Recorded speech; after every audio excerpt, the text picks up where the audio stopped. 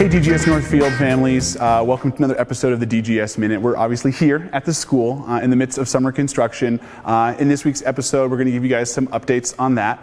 We also wanted to let all the families know what we're understanding about what school will look like for next year and when we're going to be getting more information that families can use to plan. I want to talk a little bit about returning instruments, sharing our student and family directory, as well as just there's obviously so much going on in our city with the protests in our nation, and we want to make sure we convey what some of our thoughts on that are, because we've been thinking a lot of our students and our families.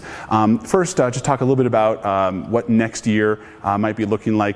We had initially heard that there was a timeline that we've conveyed to families that maybe we were going to hear about district plans around June 4th or 5th, and then we would be making our plans and emailing that out to families. That timeline from the district has gotten pushed back. It's a pretty monumental task to identify what school is going to look like across such a big district. And so school leaders, we're not going to be getting information really until like June 25th, 26th. And obviously that's with the timeline pushed back. So maybe it's going to get pushed back again, though hopefully not. When we get that information, that's going to give us things that we need to know, like what are the ratios, how does staff movement work, what is the actual schedule when students are going to be coming in and out of the building. Obviously that's when families want to know what days are their students going to have access into the building. And once we get all of that, then we can build our schedule.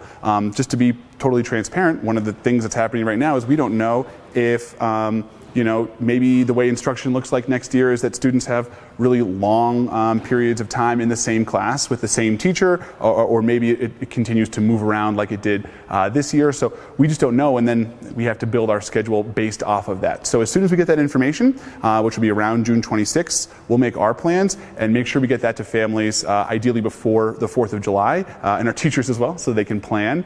Just a few other updates, construction.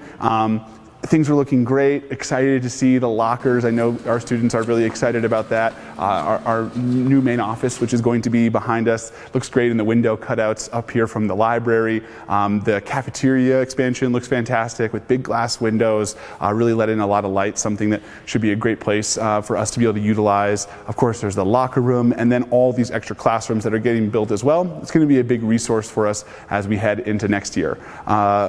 Few other updates for us. One is we are launching our student directory. We reached out to families at the end of the year. A lot of families wanted to share some contact information in case families wanted to get together.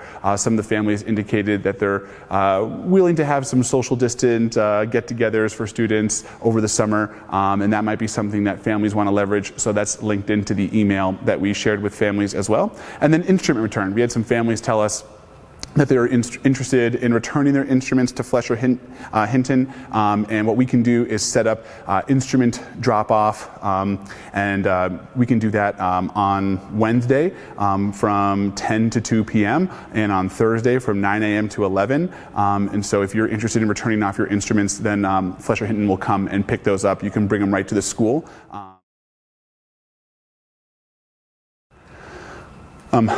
I think obviously right now, one thing that everyone in our nation is talking about is the tragic death of George Floyd. And anyone who's had the opportunity to watch that video just knows that it's a very tragic event and a senseless loss of life. I think that as a school, we really take pride in tackling big issues, empowering our students to hear what their voice is, to share their voice. And I would think that for us as educators, that's one of the difficult parts of right now, is that we can't get together as a community to talk about this with our students, to hear what their views are, to try to enact change.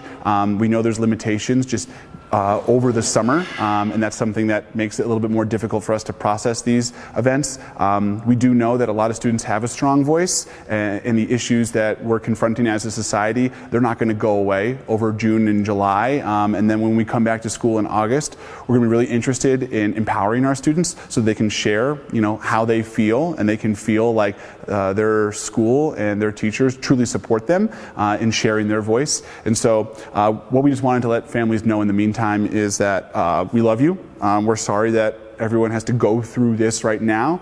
We really lament that we're not able to process this as a community. And when we get back together, just know that one of our first priorities is going to be to empower our students to hear their voice and to ensure that they can share it.